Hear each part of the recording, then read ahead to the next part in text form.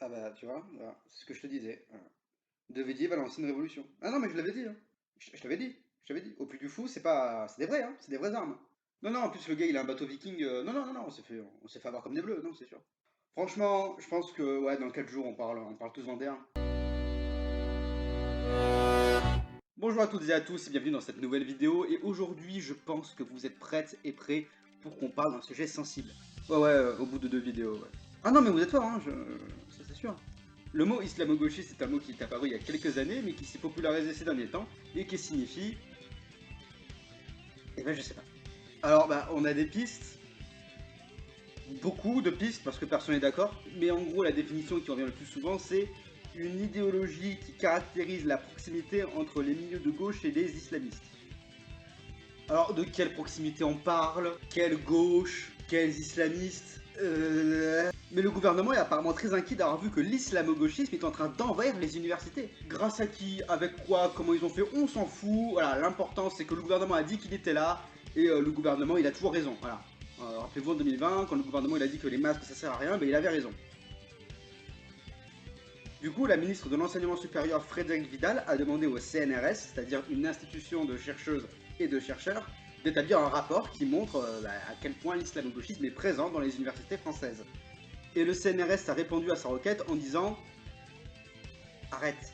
Et oui, parce que selon le CNRS, l'islamo-gauchisme au XXIe siècle, c'est comme le judéo-bolchevisme au XXe siècle. Ça n'existe pas. Du coup, évidemment, après le rapport, on a arrêté d'en parler.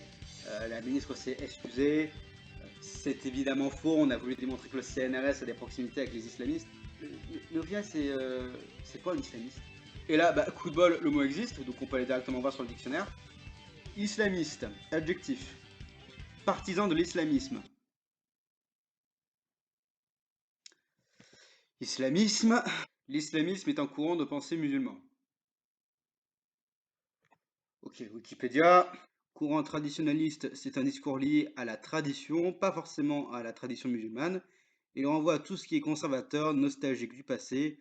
Ce dernier concept puise souvent dans la religion, où se trouvent des éléments sur la moralité des mœurs. Mais attends, mais ça c'est la droite, ça. C'est en cherchant un peu la définition qu'on se rend compte que l'islamo-gauchisme, ça se casse un peu la gueule en fait. Par exemple, il est reproché aux islamo-gauchistes, on rappelle que ce mot ne veut rien dire, hein. On leur reproche de véhiculer dans les universités françaises des idées proches du féminisme, du post-colonialisme ou des droits LGBT.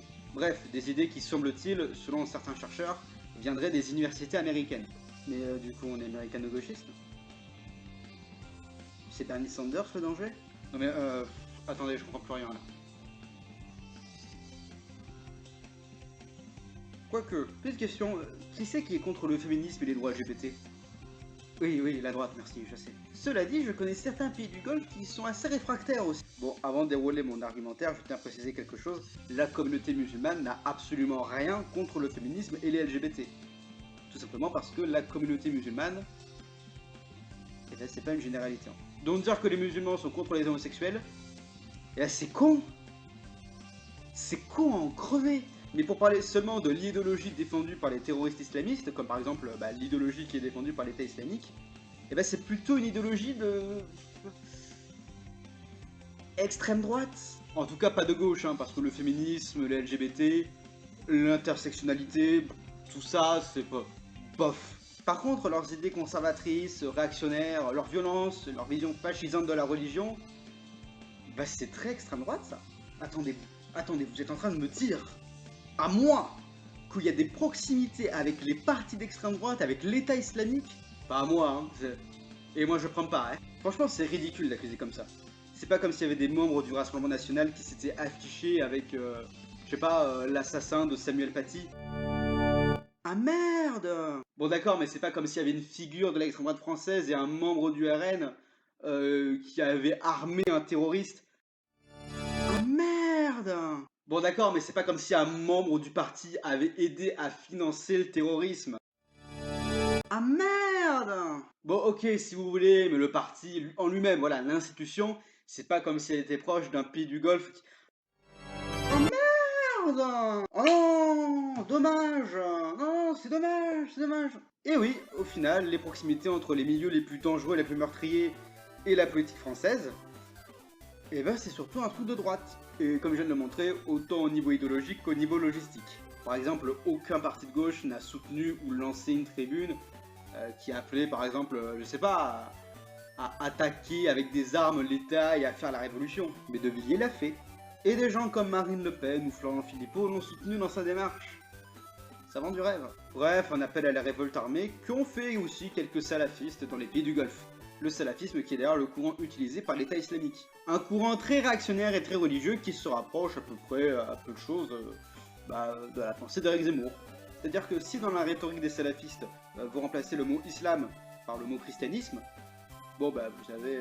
vous avez une bonne émission sur CNews quoi. Du coup je m'adresse à vous. Mais je le fais depuis le début, mais là je le fais vraiment. Si vous m'écoutez, il y a de grandes chances que vous soyez citoyenne ou citoyen de ce pays, ou alors citoyenne ou citoyen d'un autre pays.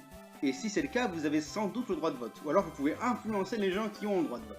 Il est donc temps de vous poser une petite question. Vous préférez voter pour un parti qui défend le féminisme, les droits sociaux, l'écologie afin de proposer un avenir heureux pour vos enfants et pour vos petits-enfants? Ou alors le Rassemblement National qui a un programme qui est tout à fait légitime de se présenter aux élections, mais qui n'a pas des super alliés? Europe Écologie Les Verts, Rassemblement National, écologie, armée des terroristes. Je le conçois, je l'admets, le choix est dur. Pas tant que ça non plus, mais bon, on va dire que si. De toute façon, vous inquiétez pas, vous avez le temps d'y réfléchir.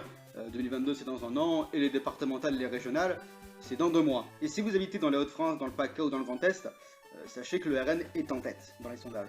Alors je ne saurais que trop vous encourager de voter pour une alternative qui veut sauver les services publics, qui veut protéger les minima sociaux et les augmenter, qui veut aussi protéger la planète. Et en plus, nous, chez Europe Écologie Les Verts, on finance pas le terrorisme. Ça, c'est un bon argument, ça.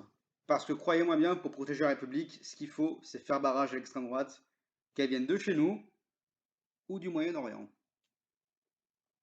Alors, ailleurs.